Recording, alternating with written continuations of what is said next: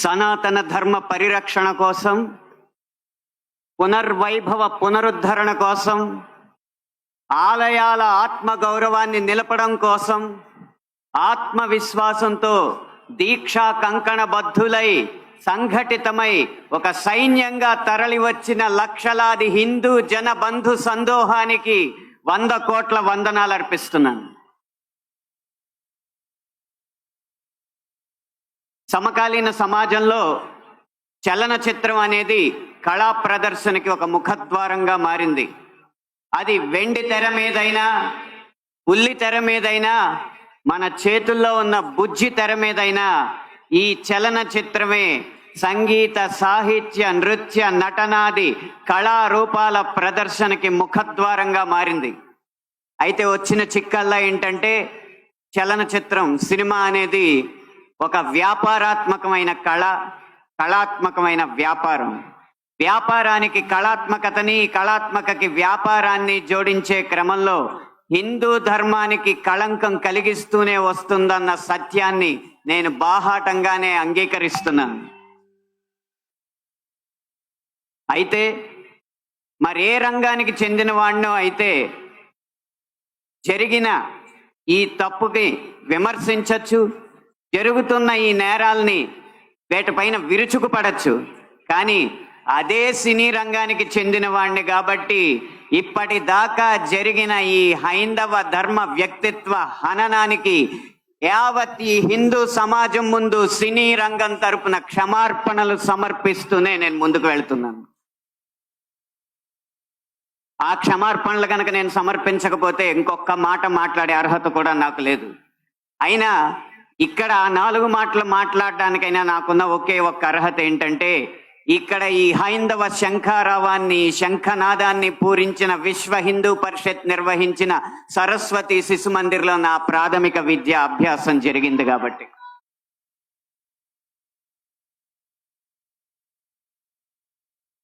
సినిమాల్లో హైందవ ధర్మం మీద దాడి ఎలా జరుగుతుంది, హైందవ ధర్మ హననం ఎలా జరుగుతుంది అనేది ఒక 3 కోణాల్లో 3-4 ఉదాహరణలో క్లుప్తంగా విభజించి వివరించే ప్రయత్నం చేస్తాను. ఇక్కడ దాడి 3 కోణాల్లో జరుగుతుంది.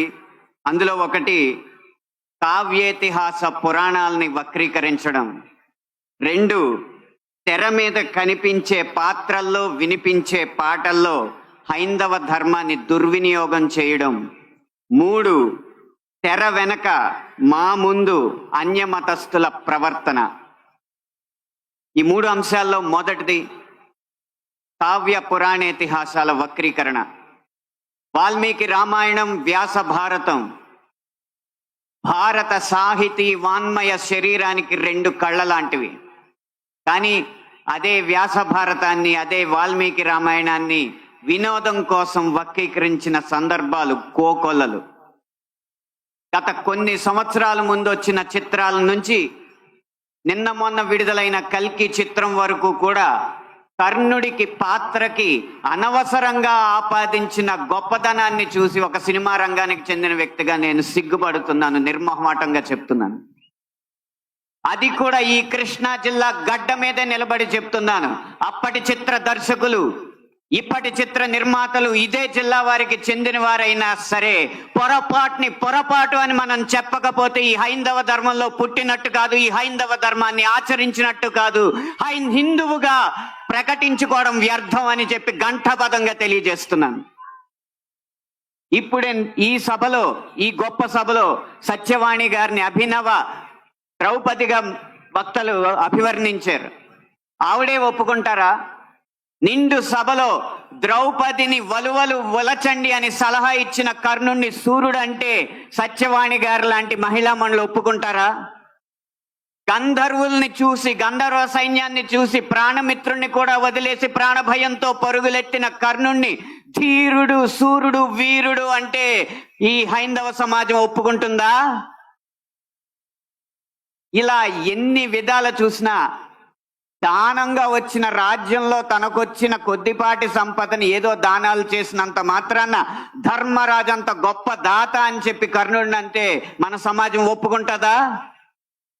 నిన్న మొన్న వచ్చిన కల్కి సినిమాలో అగ్నిదేవుడు ఇచ్చిన ధనస్సును పట్టిన అర్జునుడి కంటే సూర్యుడు ఇచ్చిన ధనస్సు పట్టిన కర్ణుడు వీరుడు అని చెప్తుంటే యుద్ధంలో నెగ్గేది ధనుస్సా ధర్మమా అని ప్రశ్నించకుండా మనం ఊరుకుంటామా? ఒక్క భారతంలోనే కాదు, వాల్మీకి రామాయణంలో రాయి ఆడదైనట్టు, రాళ్లను తేల్చి వారధైనట్టు, రాముడు లవకుశుల మధ్య యుద్ధం జరిగినట్టు, ఇలా చిత్రీకరణకు అందంగా ఉండడానికి ఎన్నో అభూత కల్పనలు, ఎన్నో వక్రీకరణలు జరుగుతుంటే ఇంకా మనం ఇలా ఊరుకుంటూ ఉంటే ఎన్ని సినిమాలు ఎలా వస్తాయి? ఒక్క వక్రీకరణే కాదు, చిత్రీకరణలో, గీతాలాపనలో ఎన్ని రకాల హననాలు జరిగినాయో మనం గమనిస్తూ ఉండాలి. మీరు కొంతకాలం క్రితం ఒక హిందీ పాట వినే ఉంటారు, దమ్మరదం మిట్ జాయహం బోలో శుభ శ్యామ్ హరే కృష్ణ హరే రామ్. రండి దమ్ము కొడదాం, కలుసుకుందాం, శుభ సాయంత్రం చెప్పుకుందాం, తర్వాత హరే కృష్ణ హరే రామ్ అందాం. భగవత్ తత్వాన్ని, భగవద్భక్తిని జగత్ ప్రస్తుతంగా జగద్విదితం చేసిన ఇస్కాన్ వారి నినాదం హరే కృష్ణ హరే రామ్ ని ఒక ఐటమ్ సాంగ్ లో పెట్టుకుంటే ఒప్పుకుంటామా? మీ ముందు ఇప్పుడు రెండు దారులు ఉన్నాయి. కాళీ అన్న సినిమా డాక్యుమెంటరీ పోస్టర్ లో కాళికామాత సిగరెట్ కాలుస్తుంటూ ఒక పోస్టర్ వేస్తే మన ముందు రెండే దారులు ఉన్నాయి. ఒకటి నిమ్మకు నీరెత్తినట్టు కూర్చోవడం, రెండు నిగ్గదీసి నిలదీయడం. మీ దారి ఒకటా రెండా? పీకే అన్న సినిమాలో రాయి మీద పాన్ పరా కూసి అదే శివలింగం అని చెప్పి వెటకారం చేసి అన్య మతస్థుల మందిరాల్లోకి మాత్రం వెళ్లకుండా వాళ్ళు తరిమి కొట్టినట్టు తెలివిగా తప్పించుకున్నారు. అప్పుడు మన ముందు రెండే దారులు ఉన్నాయి, నిమ్మకు నీరెట్టినట్టు నుంచోవడం, నిగ్గదీసి నిలదీయడం. మీ దారి ఒకటా రెండా? కాస్మిక్ సెక్స్ అన్న సినిమాలో ఇంత అద్భుతమైన పీఠాధిపతుల ఆహార్యాన్ని అనుకరించి గురువులు, పీఠాధిపతులు వచ్చిన శిష్యురాలతో శృంగార కార్యకలాపాలు చేస్తున్నట్టు చూపెడుతున్నారు. మీ ముందు రెండే దారులు ఉన్నాయి, ఒకటి నిమ్మకు నీరెత్తినట్టు కూర్చోవడం, రెండు నిగ్గదీసి నిలదీయడం. మీ ఆప్షన్ ఒకటా రెండా? ఎంఎఫ్ హుసేన్ లాంటి చిత్ర దర్శకుడు, చిత్రకారుడు సరస్వతి, దుర్గా మాతల బొమ్మల్ని అశ్లీలంగా వేసినప్పుడు వారి కోవలోనే అక్రమ్ హుసేన్ అనే చిత్రకారుడు కృష్ణుణ్ణి బార్లో ఉంచి గోపికల్ని బికినీల్లో చిత్రించినప్పుడు మన ముందున్న దారులు రెండే రెండు, ఒకటి నిమ్మకు నీరెత్తినట్టు కూర్చోవడం, రెండు నిగ్గదీసి నిలదీయడం. మీ దారి ఒకటా రెండా?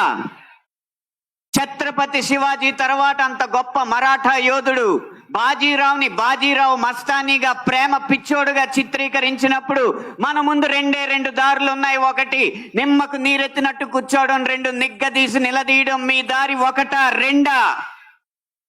ఇలా ఇన్ని విధాలుగా హననం జరుగుతుంటే ఇంకా మనం నిశ్శబ్దంగా కూర్చుంటే అది మన హైందవ సమాజానికే కళంకం అని నేను మనస్ఫూర్తిగా తెలియజేస్తున్నాను. పాటని ఎలా ఉపయోగించచ్చో, అదే హరే కృష్ణ హరే రామ్ ని ఎలా ఉపయోగించచ్చో సీతారాం శాస్త్రి గారు మనకు తెలియజేశారు. హరే రామ హరే కృష్ణ కృష్ణ కృష్ణ హరే హరే, రాముణ్ణైనా కృష్ణుణ్ణైనా కీర్తిస్తూ కూర్చుంటామా, వాళ్ళేం సాధించారో కొంచెం గుర్తిద్దాం మిత్రమా, సంద్రం కూడా స్తంభించేలా మన సత్తా చూపిద్దామా, సంగ్రామంలో గీతా పాఠం తెలుపమా.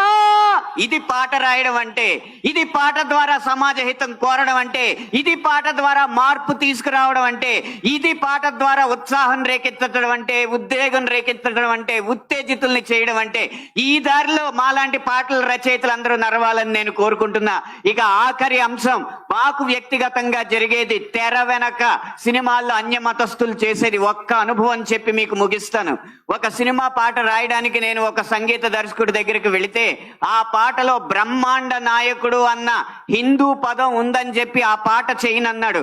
నువ్వు ఒక్క హిందూ పదం ఉందని చెప్పి పాట చేయనన్నావు కాబట్టి ఆ వ్యక్తికి నేను పాట రాయలేదు. అలాగే ఒక పక్క రాష్ట్రం సంగీత దర్శకుడు వెళ్ళగానే దర్శక నిర్మాతలతో తిరుపతి ఆలయ విధానాలని విమర్శిస్తూ ఉంటే వాళ్ళు మిన్నక కూర్చుంటారు, ఎందుకంటే వాళ్ళకి మార్కెట్ ఉంది కాబట్టి. ఇదే మనం గీత గీయాలి కింద.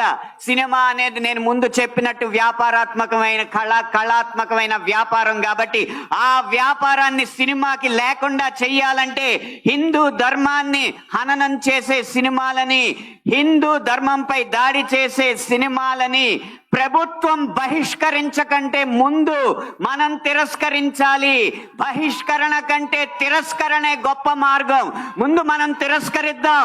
వాటికి వ్యాపారం రాదు, డబ్బులు రావు. డబ్బులు రాకపోతే ఏ నిర్మాత వచ్చి హిందూ ధర్మాన్ని హననం చేసే సినిమా తీస్తాడో మనం చూద్దాం. భం భం భం భం భళా భళా మోగిందిర శంఖారావం, ఇది హైందవ శంఖారావం. హిందూ బంధువులందరొక్కటై ముందుకే గమని భావం, ముందు చూపాలి ప్రభావం. 3 నిమిషాల ఈ పాట రాసే అవకాశాన్ని, 5 నిమిషాల ఈ ప్రసంగం చేసే అవకాశాన్ని నాకు ఇచ్చిన ఈ నిర్వాహకులకి వేవేల పాదాభివందనాలు తెలియజేసుకుంటూ జై హింద్.